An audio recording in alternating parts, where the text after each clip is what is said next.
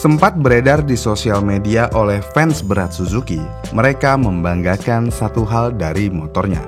Bukan desain yang mereka banggakan, karena memang tidak ada yang bisa dibanggakan dari segi desain.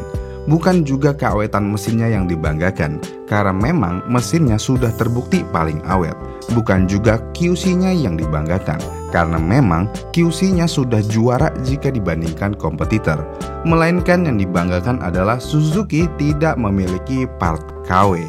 Gimana sih boleh senggol dong? Aku mau pamer lampu nih, nggak bakal disenggol sama dia. Anjay, jiwa aku ke spawn nih gara-gara lu manggil-manggil senggol-senggol di sini. Nih, apa ini mas senggol dong, anjay. Pertanyaannya, apakah tidak ada part KW menjadi sebuah kebanggaan atau kelemahan? Dan kenapa tidak ada part KW-nya? Fakta atau bohong? Sebenarnya spare part Suzuki tidak ada KW-nya adalah fakta. Tapi ini terjadi pada tahun 2012 ke bawah. Menurut website yang ada, pada tahun 2012-an ketika dia bermain Skywave, beliau kesulitan untuk mencari part KW yang berarti yang tersedia hanya part originalnya aja di pasaran. Dan menurut beliau juga ketika tahun 2013-an ke atas, part KW Suzuki akhirnya sudah mulai bermunculan. Bukan 1-2 aja part yang muncul, melainkan hampir semua partnya sudah banyak KW-nya, mulai dari body, speedometer, tameng, dan lainnya. Ya intinya part fast moving aja yang ada KW-nya, sisanya ya belum ada. Ya siapa juga yang mau bikin KW-nya, kalau Suzuki memang part slow movingnya ya sangat awet. Lalu bagaimana dengan saat ini? Apakah masih tersedia banyak part KW-nya? Jawabannya adalah cukup tersedia banyak part KW-nya di marketplace. Tapi ya sekali lagi, walaupun tersedia cukup banyak, namun tetap aja cuman part fast movingnya aja yang tersedia. Kalau part slow movingnya ya benar-benar nggak tersedia di mana-mana. Paling ada ya copotan yang berarti itu original. Dengan fakta ini berarti kita bisa simpulkan part KW Suzuki tetap ada. Pertanyaan lainnya, apakah part KW diperlukan? Jawabannya ya ini tentatif ya, karena tergantung kondisi kantong. Kalau kantong kalian dalam, sebisa mungkin hindari part KW dan hindari berbelanja di marketplace. Karena di marketplace banyak yang bilang ori 1 juta %, pas datang malah 1 juta % KW. Jadi kalau mau beli part original ya lebih baik ke dealer langsung. Ya walaupun dealernya susah ditemukan layaknya Suzuki, harus tetap beli di dealer. Dan walaupun harus inden partnya sekalipun, ya lebih baik inden juga, karena part original jauh lebih baik daripada KW. Namun buat yang memiliki dompet terbatas nih, part KW mungkin jawaban ideal. Namun hal yang perlu diingat adalah part KW dari segi bahan, kualitas, dan tingkat kepresisiannya ini tuh jauh banget daripada originalnya. Jadi misalnya kalau untuk bagian mesin nih, kalau pakai part KW jangan harap memiliki performa yang sama dan keawetan yang sama, karena hampir mustahil menggunakan part KW bisa awet dan memiliki performa yang sama. Namun ada jawaban lain selain menggunakan part KW untuk dompet yang terbatas, yaitu part aftermarket. Part aftermarket saat ini jauh lebih baik daripada part KW. Bahkan terkadang part aftermarket ada yang memiliki kualitas hampir mirip seperti part originalnya. Dan juga part aftermarket terkadang bisa memberikan performa yang hampir sama atau mungkin sama dengan part originalnya. Namun ya kalau dari segi keawetan ya tentu aja part aftermarket juga nggak bisa menyamai keunggulan part original. Kenapa part aftermarket lebih baik daripada part KW? Ya tentu aja part aftermarket memiliki standar mereka sendiri, yang berarti kualitasnya juga diperhatikan. Kemudian part aftermarket juga biasanya memiliki QC yang jauh lebih baik daripada part KW. Dan terakhir, part aftermarket biasanya juga akan memiliki material yang lebih baik juga daripada part KW. Ya biasanya sih lebih tebal dan finishingnya juga lebih presisi. Lalu bagaimana cara membedakan part ori sama KW? Di sini kita lihat aja dari apa yang disampaikan dari Suzuki ya. Yang pertama menurut Suzuki ada di harga. Menurut Suzuki, istilah ada harga ada rupa bukan pepatah semata.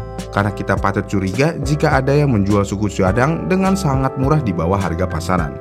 Ya bisa jadi suku cadang tersebut adalah suku cadang palsu alias KW. Jadi lebih baik membayar sedikit lebih mahal tapi mendapatkan barang yang jelas kualitasnya, daripada memilih barang murah yang bisa menjadi penyebab masalah pada motor lainnya. Kemudian yang kedua menurut Suzuki adalah jangan mudah tergiur dengan harga murah yang berada di bawah pasaran. Alih-alih ingin hemat biaya malah semakin boros karena harus menanggung biaya perbaikan dari kerusakan yang lebih fatal akibat pemakaian suku cadang palsu. Kemudian selanjutnya, kemasan.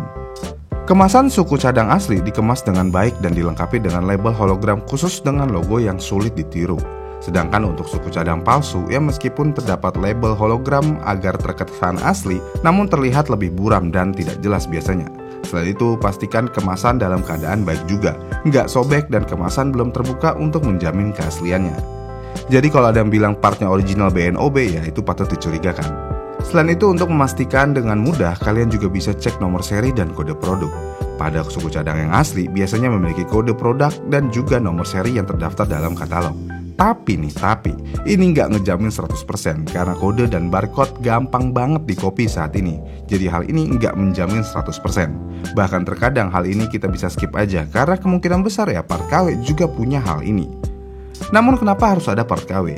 Ya jawabannya adalah part original harganya cukup mahal, apalagi Suzuki yang terkenal mahal jika dibandingkan dengan kompetitornya. Kenapa part Suzuki yang original bisa terkenal lebih mahal? Menurut Suzuki, hal ini bisa terjadi karena jaringan Suzuki tidak sebanyak produsen motor lain, sehingga spare part relatif sulit didapat, yang mana hal ini bisa menggiring ke arah mahal. Selain alasan tersebut, Suzuki juga dikenal dengan ketahanan partnya. Ketahanan part Suzuki ya tentu aja dibangun dari komponen-komponen yang menjadi bagian dari kendaraan. Jadi soal mahal, sekali lagi, itu lebih ke faktor relatif. Karena menurut Suzuki, harga spare part Suzuki masih kompetitif. Coba kita bandingkan seberapa kompetitif Suzuki di soal harga spare partnya. Kita ambil contoh di kasus rangka ya.